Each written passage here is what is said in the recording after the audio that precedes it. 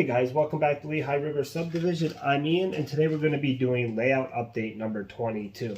So in the last layout update, we took a look at Whitehaven, the Gorge, and the Starucca Viaduct.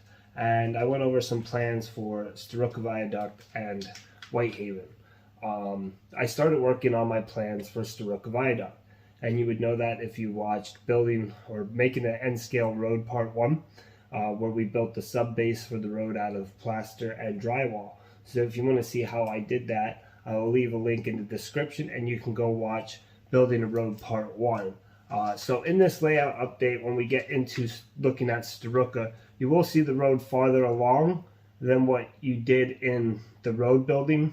So kind of give you a sneak peek into what building a road part 2 is going to look like. I'm not showing how I did anything in this video. That will be in part 2 of building the road. So with that being said, we worked in Starucca Viaduct area, worked on the road, did some changes in there, and did something with the divider. And we'll take a look at that as well. So with that being said, let's hop into traveling layout and seeing what changed.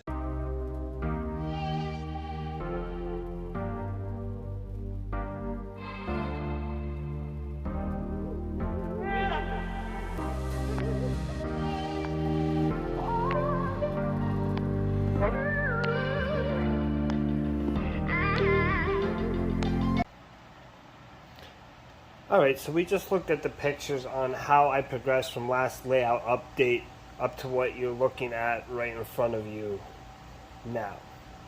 So the main thing was I did the road part 1 video, which in road part 1 you've seen me make the section of road that is back there underneath the viaduct, and you didn't see it painted yet.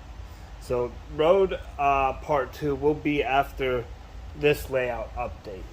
So moving on, in the road part 1, I mentioned I needed to bump out the layout, and you see that in the pictures with the frame before the foam was here.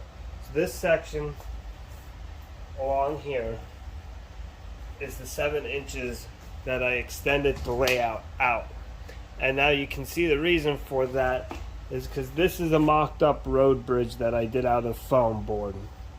Okay? And that is past where the original end of layout was. Otherwise, if I didn't do this, I'm trying to cram the bridge in here, houses, and it just would not have looked. It wouldn't have looked nice, and it wouldn't have looked realistic if I crammed everything in there. So I built this out. I have my forms in for the road over here. Started to. I got to figure out exactly what I want to do with this bridge. And once I do that, I can pour the roads. I need to make the mock-up bridge so I can get it fine-tuned so I can pick the bridge out so I can work on the stream that's going to go underneath. That way, once I figure that out, I can put the roads in and pull the bridge in and out as I need it. So that'll be nice, and I'm almost 100%. I got some tweaking. I think it'll make the bridge a little bit bigger than what the width of the road is right now, and that is because the bridge in real life is just as wide as the road, and then it has an extension for like a sidewalk with a metal railing. So that I'll have to account for. So I have some work to do on figuring out the bridge there.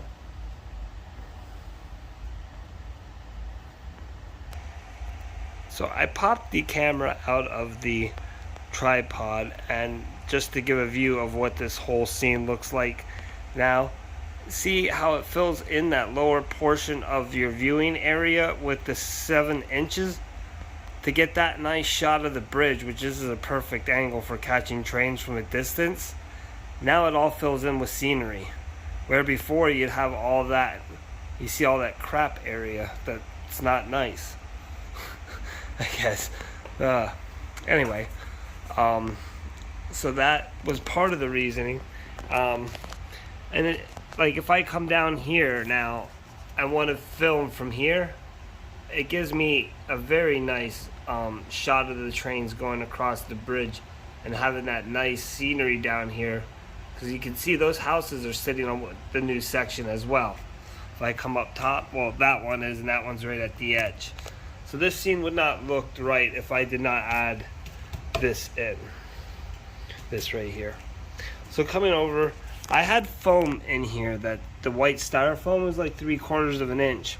I think it was too high to pour the plaster in then.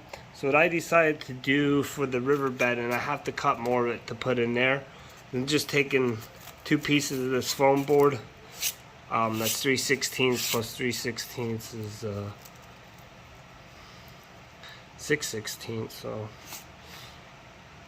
I can't do math right now, I'm tired. So I don't know what that measurement is, but you can see the clearance that I'm gonna have underneath the bridge. And that's about pretty realistic. The truck looks good on the bridge. So I'll show you this bridge that I made out of the foam board. I just cut it and then made like the concrete sides that it would have, and that's just to get an idea. So this road it's a weird intersection, but it's like this in real life. So it kind of veers off, and then there's a little piece here for the cars to make that hard turn that way. But this is pewter gray, and back there I did a wash, but you'll see that in part 2 with the striping and such. So that's coming out. I started building up some of the foam for that side. Put some of the trees in the back. Some other things I need to start thinking about is a backdrop.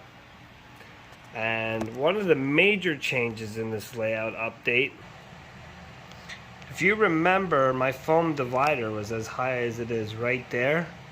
I've started cutting them down, and there's a reason for that, because one wasn't gonna look right that high.